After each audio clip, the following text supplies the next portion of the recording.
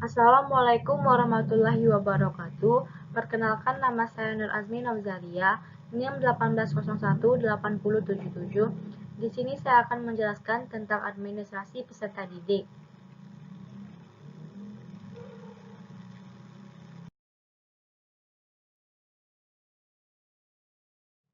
Sebelumnya, mari kita ketahui apa itu pengertian dari administrasi dan peserta didik.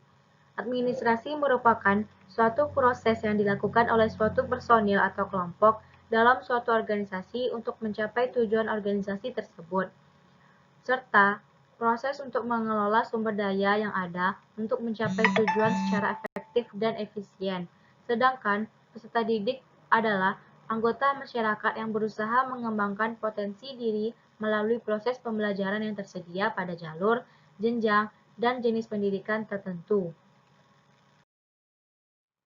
Jadi, administrasi peserta didik adalah suatu proses pengaturan terhadap peserta didik itu bukanlah dalam bentuk kegiatan-kegiatan pencatatan peserta didik saja, melainkan meliputi aspek yang luas agar tercapai tujuan pendidikan secara efektif dan efisien.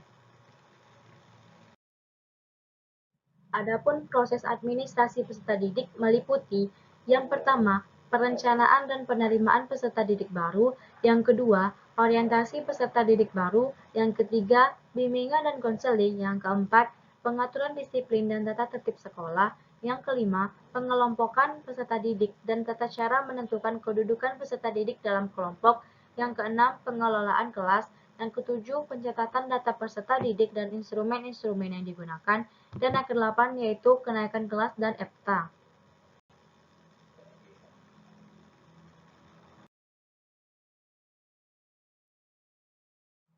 Instrumen administrasi peserta didik meliputi instrumen manual dan instrumen elektronik. Instrumen manual contohnya yaitu buku induk siswa, buku kleper, daftar persentase, daftar mutasi peserta didik, buku catatan pribadi peserta didik, daftar nilai, buku leger, dan buku raport. Sedangkan instrumen elektronik yaitu buku induk siswa, buku kleper, daftar mutasi peserta didik, buku catatan pribadi peserta didik, dan daftar nilai.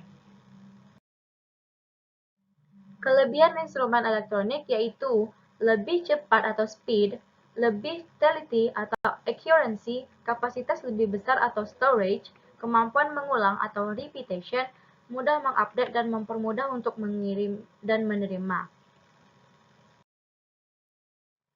Peran guru dalam administrasi peserta didik yaitu guru ikut terlibat dalam administrasi peserta didik, terutama pada kegiatan pengelompokan peserta didik dan tata cara menentukan kedudukan peserta didik dalam kelompok, pengelolaan kelas, dan kenaikan kelas dan EPTA.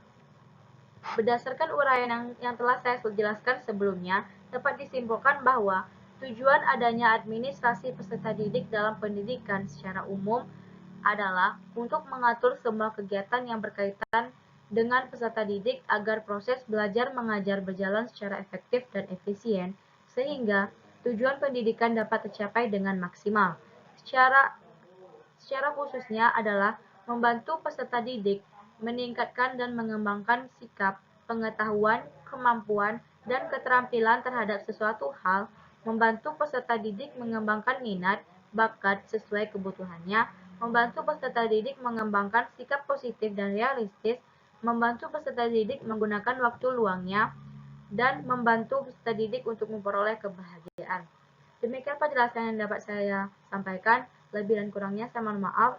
Saya akhiri dengan wabillahi taufiq wal hidayah. Wassalamualaikum warahmatullahi wabarakatuh.